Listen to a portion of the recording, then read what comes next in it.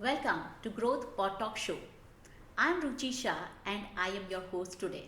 The reason is कि आज तक के आपके जो होस्ट थे वो आज मेरे गेस्ट हैं and the topic today for the pod talk is quite an interesting one.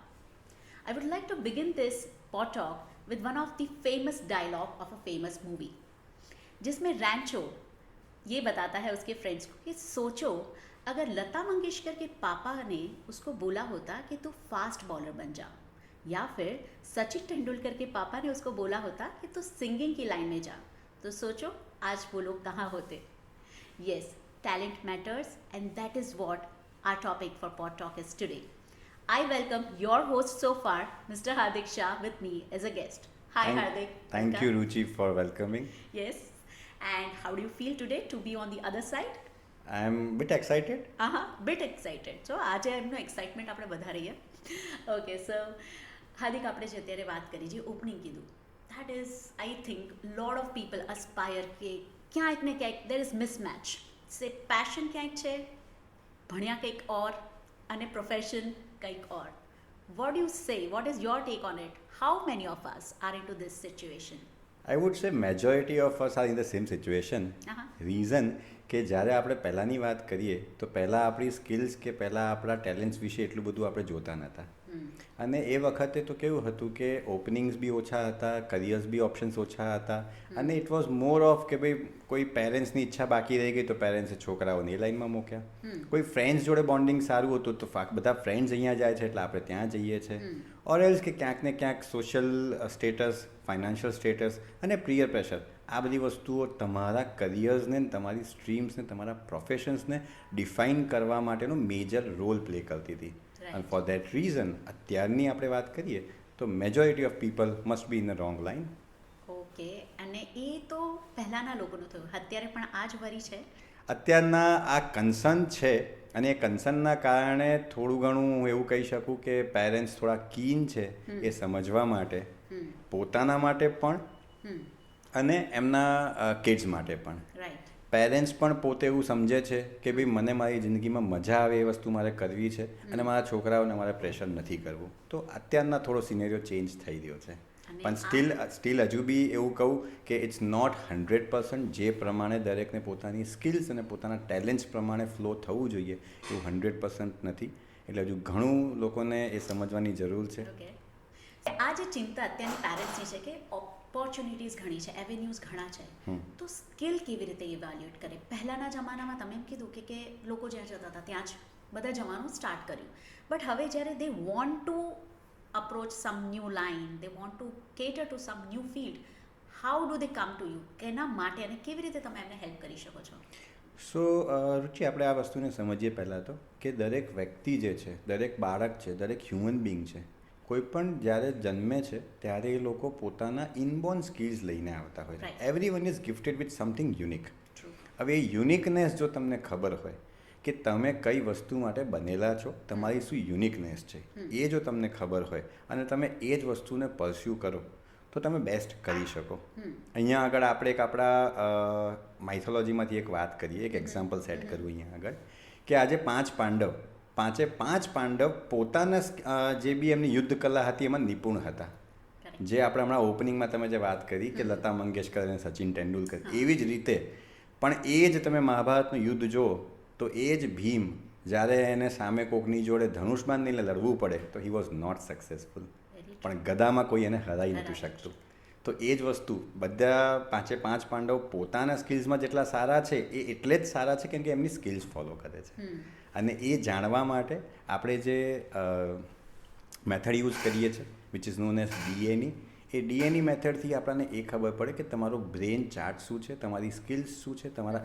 ઇનબોર્ન abilities શું છે અને એ જાણ્યા પછી તમે એ જ ડિરેક્શનમાં આગળ વધો છો તો તમને બેસ્ટ રિઝલ્ટ મળી શકે છે ઓકે સો આ બ્રેઇન બોક કેવી રીતે થાય શું હોય છે એમાં so Brainbo is basically a skill evaluation tool જે મેથડ આપણે વાપરીએ છીએ the method is known as DNE DNE stands for dermatoglyphics neuro scientific evaluation ડર્મેટોગ્લાયફિક્સને થોડુંક સમજીએ તો ડર્મા ઇઝ અ સ્કિન અને ગ્લાયફિક્સ એટલે એની ઉપરના carvings so dermatoglyphics is a study or a science of carvings on the skin so fingerprints જે છે એને આપણે ડર્મેટોગ્લાયફિક્સમાં લઈએ. હમ ન્યુરોસાયન્ટિફિકની વાત કરીએ છીએ તો મેડિકલ સાયન્સનું એક સેક્શન જે ન્યુરોસાયન્સ છે, એ ન્યુરોસાયન્સે ઓલરેડી બ્રેન ફંક્શન્સ ડિફાઇન કરેલા છે.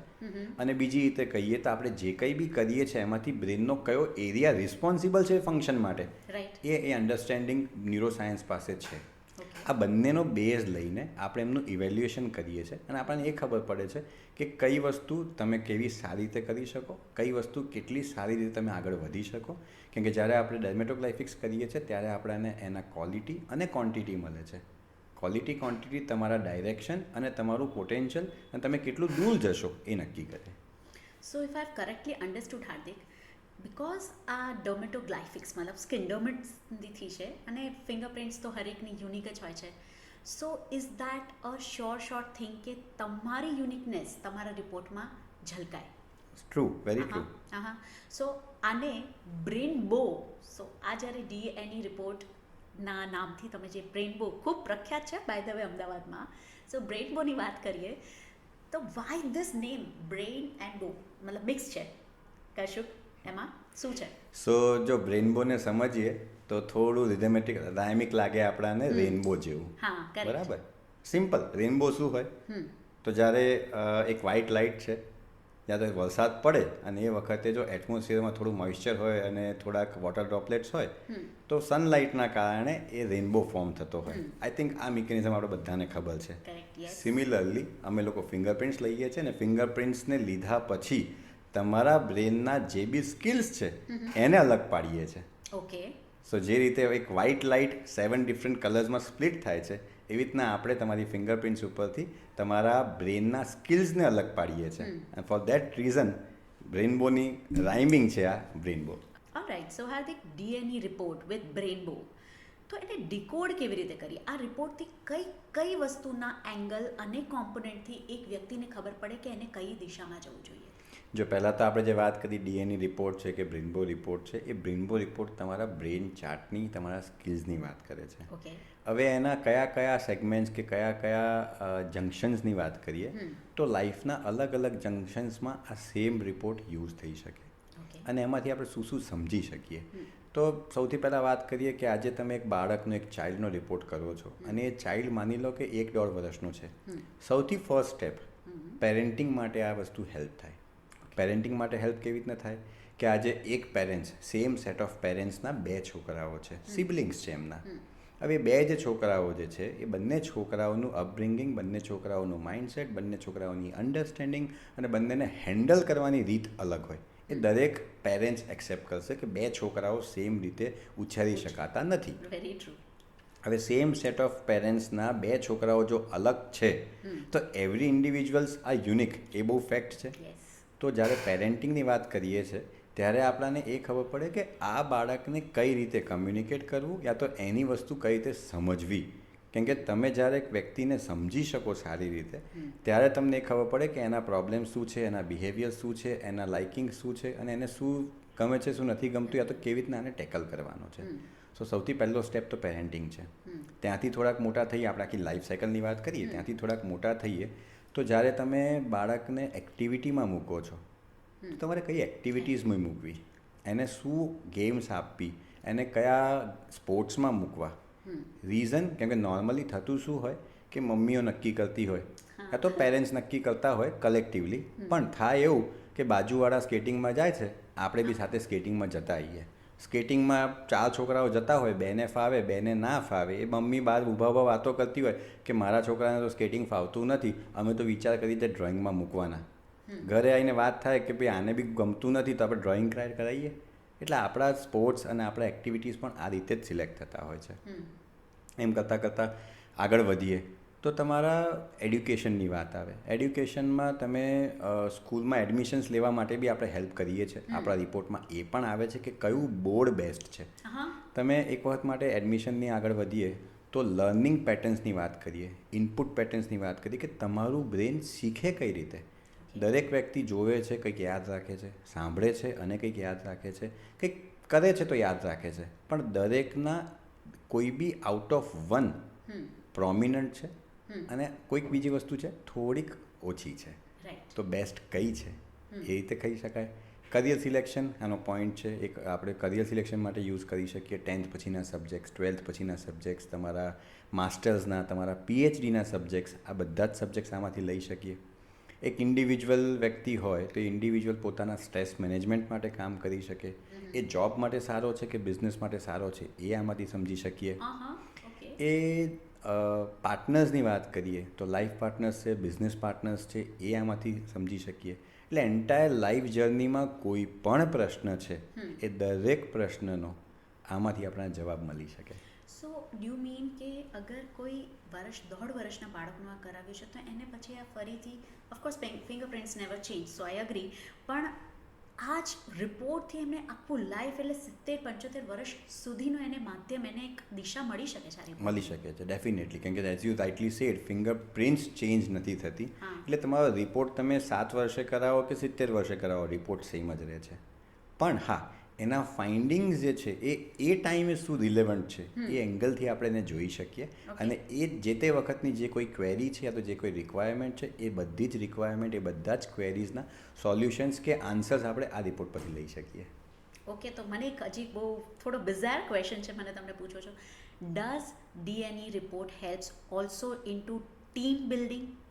ટીમ બિલ્ડિંગમાં ડેફિનેટલી હેલ્પ થઈ શકે. રીઝન બે વસ્તુ સમજીએ.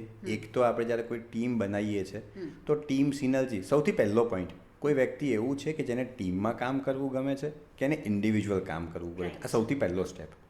આપણને એ ખબર પડે. આપણને એ રિપોર્ટ કહેશે? હા, રિપોર્ટ એ બી કહેશે કે આ એક વ્યક્તિ એવું છે કે જે ટીમમાં વધારે સારી રીતે કામ કરી શકે છે, ઓર એલ્સ કે આ વ્યક્તિ એવું છે કે જે ઇન્ડિવિજ્યુઅલી વધારે કામ કરી શકે છે. સૌથી પહેલી વાત આ છે. સેકન્ડ, તમે ટીમમાં કામ કરી શકો છો, પણ ટીમમાં કામ કરી શકવાથી એવું જરૂરી નથી કે ટીમ મેમ્બર્સ જોડે તમે કામ સારી રીતે કરી શકો. You are good with team, but તમે જ્યારે એકબીજાના પોઝિટિવ નેગેટિવ્સ વધારે સારી રીતે સમજતા હો, જ્યારે તમને એ ખબર હોય કે પેલાનું લો છે એ મારું હાઈ છે, અને તમે એ બંનેને સમજીને જ્યારે ચાલો છો, એ મેચ્યોરિટી સાથે ચાલો છો, ત્યારે એ ટીમ બિલ્ડિંગ વધારે સ્ટ્રોંગ થાય છે. Oh fabulous. એટલે સિનર્જી બેસ્ટ કેવી રીતે જનરેટ થઈ શકે છે એક ટીમમાં, this report can help in it. True. Oh lovely. And if I have to ask કે can this decode health as well? Yes, we also talk about health. ખાસ કરીને જ્યારે આપણે ડીએનઈની વાત કરીએ છીએ, ડીએનઈમાં આપણે હેલ્થ વિશે વાત કરીએ છીએ. હેલ્થમાં ઘણા બધા ફેક્ટર્સ પર આપણે વાત કરીએ છીએ, પણ પ્રોમિનન્ટલી 5 લાઇફસ્ટાઇલ ડિઝીઝ છે એ આપણે આપણા રિપોર્ટમાં આપીએ છીએ. ઓકે. સો એ 5 લાઇફસ્ટાઇલ ડિઝીઝ છે જે તમારા લાઇફસ્ટાઇલના કારણે આવવાના છે.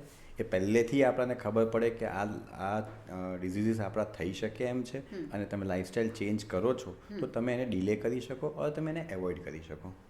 Okay, so avoiding, knowing further, lot of health benefits as well. Coming back to this, one more question. એક આખા પરિવારે શું આ ડીએનઈ રિપોર્ટ કરાવવો જોઈએ? સમસ્ત પરિવારે ડેફિનેટલી કરાવવો જોઈએ. 2-3 રીઝન સમજાવું એની માટે. પહેલી વસ્તુ તો જ્યારે તમે આખા પરિવારમાં, જેમ આપણે ટીમની વાત કરી, તમે જ્યારે આખા પરિવારમાં રિપોર્ટ કરાવો છો તો તમને એકબીજાના બધાના ટ્રેટ્સ ખબર છે. કોણ કેવું છે, કોણ કેવી રીતના વાત કરે છે, બિહેવ કરે છે. 2 ઇમ્પોર્ટન્ટ વાત કરીએ. એક વાતમાં એવી રીતના કરીએ કે આજે મેં એક ફેમિલીનું કર્યું હતું. એ ફેમિલીમાં દરેક વ્યક્તિ હાઈ ઓન મ્યુઝિક. દરેકને મ્યુઝિક સાંભળવું ગમે છે. બરાબર. ફર્સ્ટ ઇન્સ્ટન્સ જ્યારે હું આ કહી રહ્યો છું, યુ ફીલ કે ભાઈ એ ફેમિલી તો મ્યુઝિક લવર છે, તો કોઈ પણ મ્યુઝિક કન્સર્ટ્સને કોઈ પણ જગ્યાએ બધા સાથે જતા હશે ને એન્જોય કરતા હશે. પણ આની આગળની વાત હું કરું તો દરેકને મ્યુઝિક ગમે છે, પણ ઇફ આઈ સે કે એક વ્યક્તિ ગઝલ લવર છે, બીજી વ્યક્તિ જે છે એને અલગ હિપહોપ ગમે છે, ત્રીજી વ્યક્તિને જેઝ ગમે છે, અને ચોથી વ્યક્તિને રેટ્રો ગમે છે. મ્યુઝિક હોવા છતાં પણ ચારેય જણા એક સાથે બેસીને મ્યુઝિક સાંભળી શકે એવું નથી. So then with this report ક્યાં એમની કોમન લાઇકિંગ્સ છે એ ખબર પડે, or otherwise where should they deviate a little bit to match with the family members. That helps. હા, સો જો બીજો પોઈન્ટ હતો એ જ છે કે જ્યારે તમને તમારા કોમન ગ્રાઉન્ડ્સ ખબર હોય, તમે કયા કોમન ગ્રાઉન્ડ્સ ઉપર સાથે કરી શકો છો. સિમ્પલ, કોઈ 2 વ્યક્તિ કોમન ગ્રાઉન્ડ્સ પર સાથે કામ કરે છે તો એ બોન્ડિંગ વધે, તમારો એ રેપો ક્રિએટ થાય, અને તમે એકબીજા જોડે વધારે સારી રીતે ઓળખી શકો, જેલ થઈ શકો. Same helps with the families. તમારે ફેમિલી ટાઈમ કઈ વસ્તુમાં છે અને ફેમિલી ટાઈમ કઈ વસ્તુમાં નથી, તમે કઈ વસ્તુમાં સાથે ટાઈમ સ્પેન્ડ કરો છો તો તમારું બોન્ડિંગ વધારે સારું થાય છે, એ આમાંથી આપણે સારી રીતે સમજી શકીએ. બીજો જે પોઈન્ટ હું કહી રહ્યો હતો, બીજા પોઈન્ટમાં અમે લોકો એક રિપોર્ટ કર્યો હતો અને એ રિપોર્ટમાં અમે ફાધર મધર અને ડોટર ત્રણેયનો રિપોર્ટ કર્યો હતો. ઓકે. નોર્મલી આપણે એક વસ્તુ વિચારીએ તો ડોટર થોડીક એડલ્ટ થાય, મોટી થાય, એડોસનમાં આવે એ વખતે મધર એને બધું ટ્રેન કરતી હોય અને મધર એની જોડે વધારે ફ્રેન્ડલી હોય. પણ રિપોર્ટ પરથી આપણે એવું સમજી શકીએ કે જો મમ્મી આને હેન્ડલ કરશે તો પેલી ઓર રિબેલિયસ થશે અને જો ફાધર એને હેન્ડલ કરશે તો ફાધર વધારે ફ્રેન્ડલી છે એની જોડે. ઓકે. સો એ ગાઈડન્સ બી થઈ શકે. સિમિલરલી આપણે એ સમજી શકીએ કે પપ્પાએ મેથ્સ ભણાવવાનું કે પપ્પાએ ઇંગ્લિશ અને મમ્મીએ મેથ્સ ભણાવવાનું કે મમ્મીએ ઇંગ્લિશ. કેમ કે દરેક પેરેન્ટ્સની પોતાની જે સ્કિલ છે એ જ એ લોકો વધારે સારી રીતે સમજાઈ શકે. So this can actually save lot of time and energy. Probably Indeed. લોકો એમના કરિયર્સ બહુ જલ્દી, બહુ વહેલા ટાઈમ પર સ્ટાર્ટ કરી શકતા હશે નહીં? કરિયર્સ વહેલા સ્ટાર્ટ કરવામાં હું એક એક્ઝામ્પલ એવો આપું કે માની લઈએ કે આપણે કોઈક એક વ્યક્તિ છે કે જેના રિપોર્ટમાં ઇન ફ્યુચર એન્જિનિયરિંગ આવે છે ને એ મિકેનિકલ એન્જિનિયર કે કોઈ બી એન્જિનિયરિંગ સ્ટ્રીમ લે છે, બરાબર. હવે આ આપણે ક્યારે ડિસાઇડ કરીએ? 10th પતે આ તો 8th 9thમાં આવે એટલે વિચાર કરવાનું ચાલુ કરીએ કે તું એન્જિનિયર બનજે એવું વિચાર કરીએ છીએ. 10thમાં આપણે સાયન્સ લઈએ, 11th 12thમાં આપણે એ પ્રમાણે આગળ વધીએ ને એન્જિનિયરિંગ કરીએ. પણ જો તમને પહેલેથી જ આપણે પહેલાં વાત થઈ 1-1.5 વર્ષનું બાળક, જો તમને પહેલેથી એવી ખબર હોય કે આનું માઇન્ડસેટ એન્જિનિયરિંગ છે, જો પહેલેથી ખ્યાલ છે, તો ઇન દેટ કેસ તમે એ નાના બાળકને ગેમ્સ આપો છો, જે તમે એને રમકડા આપો છો, તમે એને જ્યાં લઈ જાઓ છો એ બધા જ એવા જ એટમોસ્ફિયરમાં લઈ જાઓ છો તો એનું બ્રેઇન બિલ્ડિંગ એ એરિયામાં વધારે સ્ટ્રોંગ થતું જાય છે. Very true. બાળક નાનું છે પણ તમે એને એન્જીમેક જેવા એન્જિનિયરિંગ એક્સપોઝમાં લઈ જાઓ તો એને ઇન્ટરેસ્ટ પડે ઇન્ટરેસ્ટ પડશે. અને એને એ નોલેજ જે એને બાળપણમાં લીધું છે એ એને ભવિષ્યમાં કામ લાગે. મિકેનિક્સ જેવી ગેમ્સ તમે એને આપો, લેગો જેવી ગેમ તમે આપો, તો આ બધા જે બિલ્ડિંગ બ્લોક્સવાળી ગેમ્સ છે એ અગેન એક એન્જિનિયરિંગ ટાઈપની ગેમ છે. Very true. સો તમને એ ખબર પડે કે મારે 2 વર્ષના બાળકને શું આપવું. એન્જિનિયર બનશે ત્યારે જ બનવાનો છે, પણ અત્યારે શું પ્રોવાઈડ કરવું એ આપણે ડિસાઈડ કરી શકીએ. રાઈટ. સો વ્યુઅર્સ, જ્યારે આપના ઘરે કોઈ પણ બાળકનો જન્મ થાય છે, તરતથી ના કહેતા કે મેરા બેટા ડૉક્ટર બનેગા યા કુછ ભી, હાર્દિક પાસે ડીએનએ રિપોર્ટ કરાવવાનો છે. But that also made me ask you this question, Hardik, why Hardik as a consultant? See, reports, I know reports તો મશીન લેવાના છે, રાઈટ? એના એટ્રીબ્યુટ્સથી એક સેટ તમારું એસઓપી હશે એ, પણ એને ડીકોડ કરવું, એક રિપોર્ટનું આખું શું કહેવા માંગે છે એનું તાત્પર્ય, તો as a consultant you are the best one. But let's talk this to viewers કે કેમ Hardik, how much does a consultant play a role into this? Ruchi, I would say કે આ બંને 50-50 છે. હા. રિપોર્ટ સારો ના હોય તો કન્સલ્ટન્ટ ગમે તેટલું નોલેજ હોય સારો રિપોર્ટ ના આપી શકે યા તો સારું કન્સલ્ટેશન ના કરી શકે. વાઇસ વર્સા, રિપોર્ટ ગમે તેટલો સારો હોય, ડેટા તમારી પાસે ગમે તેટલો સ્ટ્રોંગ હોય, પણ તમે એને એનાલાઇઝ ના કરી શકો તો તમે અગેન સારું કન્સલ્ટેશન ના આપી શકો. So the both goes hand in hand. બંનેના પોતાના ઇક્વલ વેટેજ છે. પણ જ્યારે આપણે સ્પેસિફિકલી ક્વેશ્ચનનો આન્સર કરતાં હું જો વાત કરું તો કન્સલ્ટન્ટ તરીકે જો હું એક બહુ ઇમ્પોર્ટન્ટ ફેક્ટરની વાત કરું તો કન્સલ્ટન્ટ તરીકે તમારો એક્સપિરિયન્સ, તમારું લર્નિંગ, તમારી એ વસ્તુની નોલેજ, એ બધી જ વસ્તુ એટલી જ ઇમ્પોર્ટન્ટ છે. સાથે સાથે તમે એને કયા લેવલ સુધી સમજો છો અને સમજીને તમે કેટલું સારી રીતે ડિલિવર કરી શકો છો, આ બહુ ઇમ્પોર્ટન્ટ છે.